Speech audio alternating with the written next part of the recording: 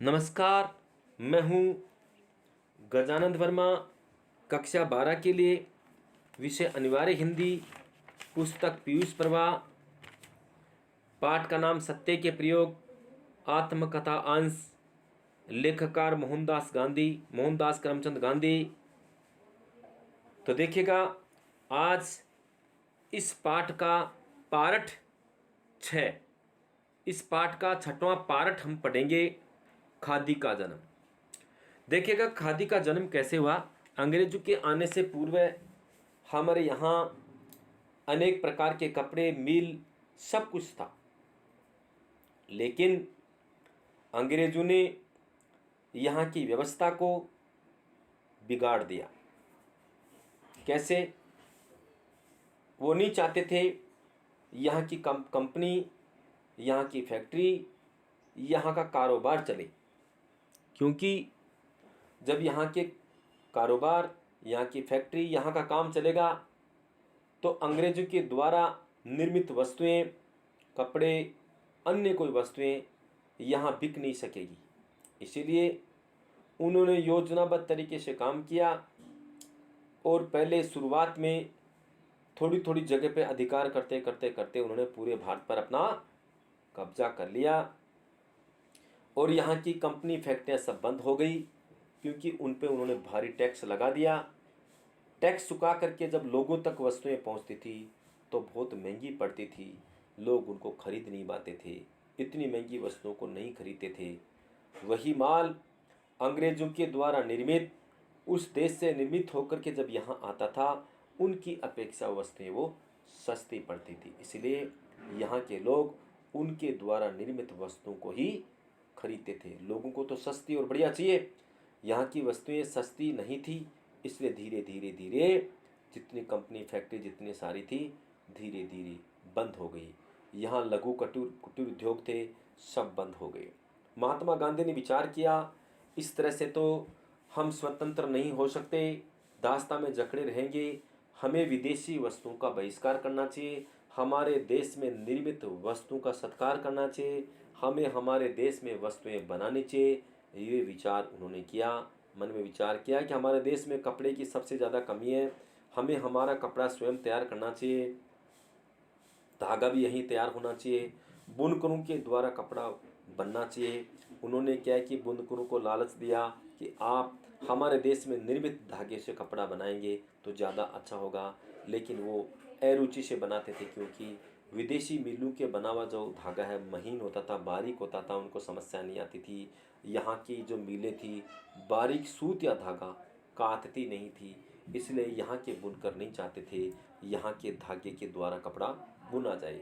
लेकिन महात्मा गांधी चाहते थे, अवैतनिक तौर पर उन्होंने काम किया, वो चाहते थे कि यहाँ का कपड़ा यहीं बने, जिसके कारण हम आत्मनिर्भर हो सकते हैं। उन्होंने शुरू में चरखा ढूंढा, फिर करघा ढूंढा, वो मिले नहीं, ढूंढना इकट्ठा किया। अब इनको चलाने वाले नहीं थे, कोई पहचानी थी, कुछ लोगों को जानकारी थी, उन्हें एक को सिखाया, दो को सिखाया, तीन को सिखाया। इस तरह से धीरे धीरे ये प्रक्रिया चली। बहन गंगाबाई से मुलाकात हुई, उन्होंने क्या है कि करघा चला करके लोगों को जागरूकता दी, लोगों को सिखाया। कुछ लोगों को जानकारी थी किंतु सिखाना नहीं चाहते थे, किंतु यहाँ पर ऐसे लोग भी थे जो बहुत द्रुत गति से काम को सीखने वाले थे। वो चाहते थे कि हमें विदेशी वस्तुओं का बहिष्कार करना चाहिए, अपने देश में निर्मित वस्तु का ही हमें उपयोग करना चाहिए, ऐसा उनका मानना था। और ऐसा उन्होंने जब किया तो बहुत सारी समस्याओं का सामना उनको करना पड़ा। तो देखिए, खादी का जन्म कैसे हुआ।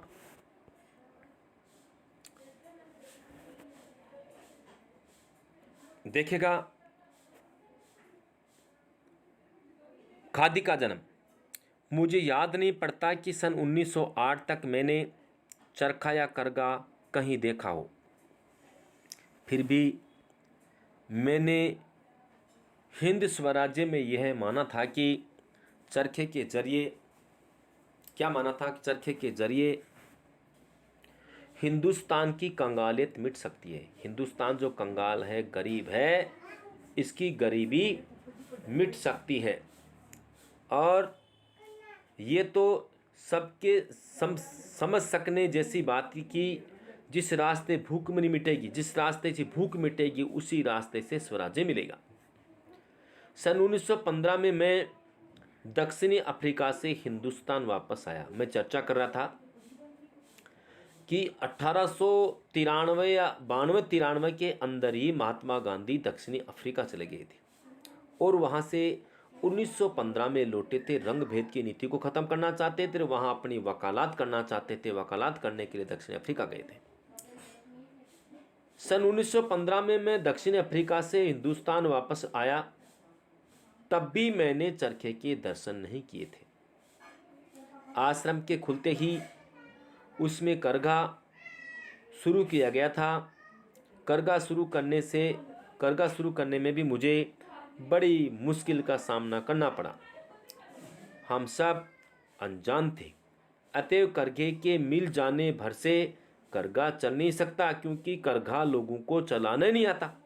अरे करघा मिलने से भी क्या होगा, क्योंकि लोगों को चलाना नहीं आता। बहुत समय निकलने के कारण लोगों को चलाना नहीं आता, भूल गए थे।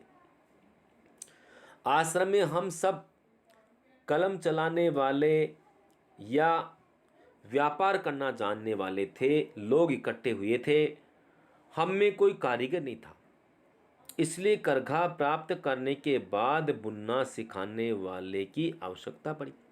अरे करघा तो मिल गया, इसको चलाने वाला कौन मिलेगा, सिखाने वाला कौन मिलेगा। हम तो व्यापारी वर्ग के थे, हमें क्या इसकी जानकारी थी। सिखाने के लिए तो कारीगर चाहिए। काठियावाड़ और पालनपुर से करघा मिला और एक सिखाने वाला आया। उसने अपना पूरा हुनर नहीं बताया, पर मगनलाल गांधी शुरू किए काम को जल्दी छोड़ने वाले न थे। कहने का मतलब काठियावाड़ से करघा मंगाया, एक सिखाने वाले को भी बुलाया गया और उन्होंने सिखाने का प्रयास नहीं किया, बल्कि जल्दी जल्दी सिखा करके जल्दी ही लौट गया। किंतु मगनलाल गांधी सीखे हुए ज्ञान को भुला नहीं सकते थे। बहुत जल्दी वो सीख गए और जैसे उन्होंने सीखा, सीखने के पश्चात अन्य लोगों को भी उन्होंने सिखाना चालू कर दिया, जिसके कारण धीरे धीरे इनकी संख्या बढ़े, गति पकड़े। कपड़े की डिमांड 2 लोगों से पूर्ति नहीं हो सकती, किंतु धीरे धीरे इनकी संख्या बढ़ेगी तो हमारे देश का बना कपड़ा, हमारे देश में निर्मित माल हमारे देश में ही लागू किया जाए, चलाया जाए, ये उनका मानना था। अब देखिएगा कि सिखाने वाला आया, उसने अपना हुनर नहीं बताया, पूरा हुनर नहीं बताया, पर मगनलाल गांधी शुरू किए हुए काम को जल्दी छोड़ने वाले न थे। उनके हाथ में कारीगरी तो थी ही, इसलिए उन्होंने बुनने की कला पूरी तरह समझ ली और फिर आश्रम में एक के बाद एक नए नए बुनने वाले तैयार हुए। एक तैयार हुआ, दूसरा तैयार हुआ, तीसरा तैयार हुआ। हमें तो अब अपने कपड़े तैयार करके पहनने थे। विचार आया कि हमें अब स्वयं के कपड़े तैयार करके ही पहनने हैं, विदेशी माल से निर्मित जो कपड़ा है उसको हम नहीं पहनेंगे, ऐसा उनका विचार था। हमें तो अब अपने कपड़े तैयार करके पहनने थे, इसलिए आश्रम वासियों ने मिलके कपड़े पहनना बंद किया और ये निश्चय किया कि वे हाथ करघे पर देसी मिल के सूत का बुना कपड़ा पहनना पसंद पहनेंगे। ऐसा करने से हमें बहुत कुछ सीखने को मिला। हिंदुस्तान के बुनकरों के जीवन की, उनकी आमदनी की, सूत प्राप्त करने में होने वाली उनकी कठिनाई की, इसमें वे किस प्रकार ठगे जाते थे और आखिर किस प्रकार दिन दिन कर्जदार होते जाते थे, इन सब की जानकारी हमें मिली। क्या जानकारी मिली कि यहाँ के जो बुनकर थे, हिंदुस्तान के बुनकर थे, दिन रात काम करते थे लेकिन फिर भी कंगाल थे। इस कहानी का पता चला। कैसे चला? कि जब विदेशों के अंदर कपड़े की डिमांड ज़्यादा होती थी, कपड़े की मांग ज़्यादा होती थी, तो अंग्रेज लोग यहाँ के बुनकरों को बहुत ज़्यादा कपड़ा देते थे तैयार करने के लिए। वो जल्दी जल्दी तैयार करते थे, कम समय में ज़्यादा तैयार करते थे, उनको ओवर टाइम भी उनकी लग जाती थी। जब बात आती रुपए देने की, पैसे देने की, तो अनेक प्रकार की कमियां निकाल कर उनके बहुत सारे पैसे काट लिए जाते थे। ज़्यादा काम करने के पश्चात उनको कम पैसा मिलता था। ऐसी स्थिति में धीरे धीरे यहाँ के जो बुनकर थे वो कर्जदार होते जा रहे थे, उनकी व्यवस्था बिगड़ती जा रही थी। ज़्यादा काम करने के बदले उनको ज़्यादा पैसा नहीं मिल करके थोड़ा पैसा मिलता था, और ऐसी स्थिति में वो कंगाल हो गए थे, कर्जदार होते जा रहे थे। उनकी समस्या को समझने के पश्चात गांधी जी ने विचार किया और कहा कि आप जैसा भी कपड़ा बुनेंगे, किसी भी तरह का कपड़ा अगर तैयार कर देंगे तो आपका कपड़ा हम खरीद लेंगे, आपके पास में नहीं छोड़ेंगे, हम आपको गारंटी देते हैं। ये इसलिए कहा कि कम से कम इनमें अपने देश में काम करने की ये आदत डालें, स्वावलंबी बने, कोशिश करें। दूसरा दीर्घ है, इस सब की जानकारी हमें मिली, हम स्वयं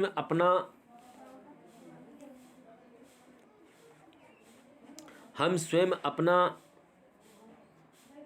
सब कपड़ा तुरंत बुन सकें, ऐसी स्थिति तो थी ही नहीं। इस कारण से बाहर के बुनकरों से हमें अपनी आवश्यकता का कपड़ा बुनवाना पड़ता था। देसी मिल के सूत का कपड़ा, हाथ से बुना कपड़ा झट मिलता ही नहीं था। बुनकर सारा अच्छा कपड़ा विलायती सूत का ही बुनते थे। अच्छा कपड़ा बुनते थे तो वो विलायती सूत से ही बुनते थे, विलायती सूत को ही काम में लेते थे।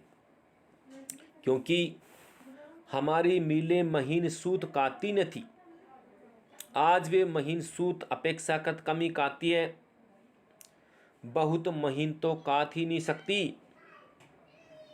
बड़े प्रयत्न के बाद कुछ बुनकर हाथ लगे जिन्होंने देसी सूत का कपड़ा बुन देने की पेशकश की।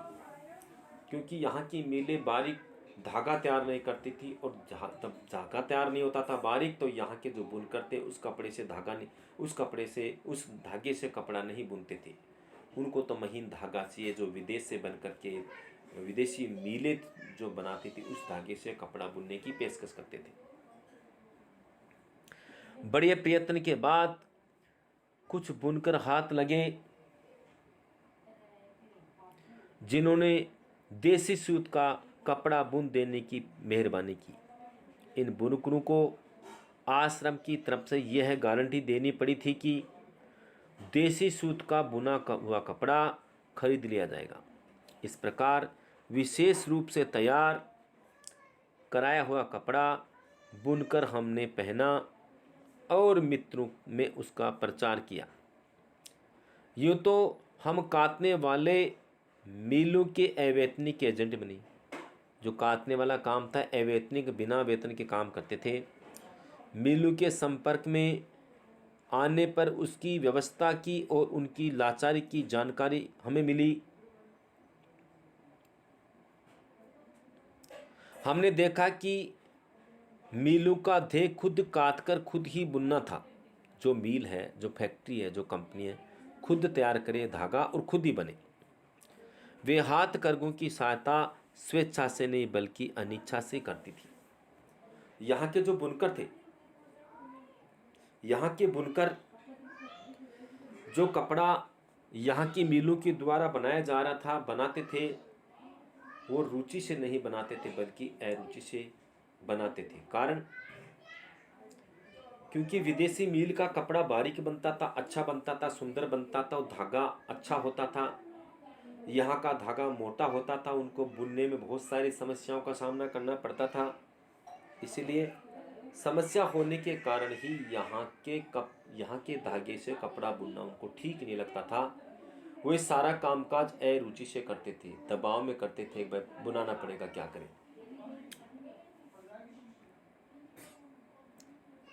ये सब देखकर हम हाथ से काटने के लिए अधीर उठे।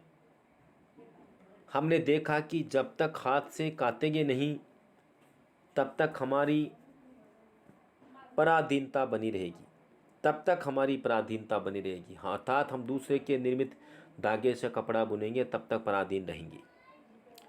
मिलू के एजेंट पर का हम देश सेवा करते हैं, ऐसा हमें प्रतीत न हुआ कि मिलू के एजेंट बन के देश सेवा कर रहे हैं, ऐसा नहीं लगा। लेकिन न तो कहीं चरखा मिलता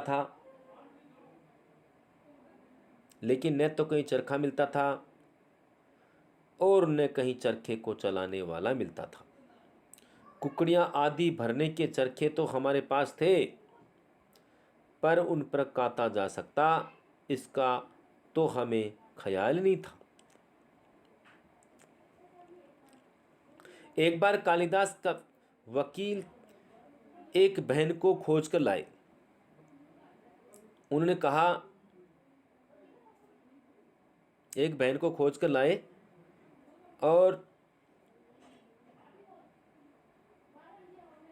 उन्होंने कहा कि ये बहन सूत काट कर दिखाएगी। उसके पास एक आश्रमवासी को भेजा जो नए काम सीख लेने में बड़े होशियार थे, पर हुनर उनके हाथ न लगा, तरीका उनको भी नहीं समझ में आया। दिन तो बीते जा रहे थे, मैं अधीर हो उठा था, बेचैन हो उठा था। आश्रम में आने वाले हर ऐसे आदमी से जो इस विषय में कुछ बता सकता हो मैं पूछताछ किया करता था, पर काटने का इजारा तो स्त्री को ही था। अतएव कोने कोने में पड़ी हुई काटना जानने वाली स्त्री को तो किसी स्त्री को ही मिल सकती थी। सूत काटने वाली स्त्री तो किसी कोने कोने में पड़ी किसी स्त्री को ही मिल सकती थी, हर किसी इंसान को कैसे मिले। सन 1917 में मेरे गुजराती मित्र मुझे भड़ोच शिक्षा परिषद में घसीट ले गए थे।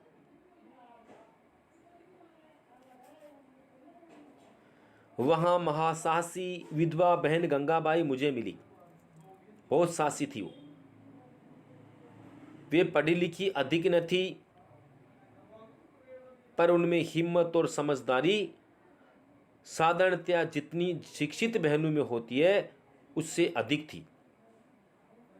उन्होंने अपने जीवन में स्पर्शता की जड़ काट डाली थी।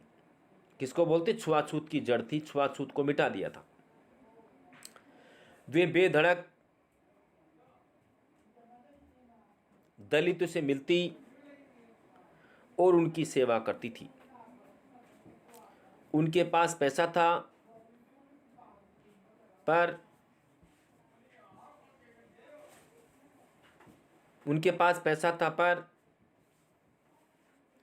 उनकी अपनी आवश्यकताएं बहुत कम थी।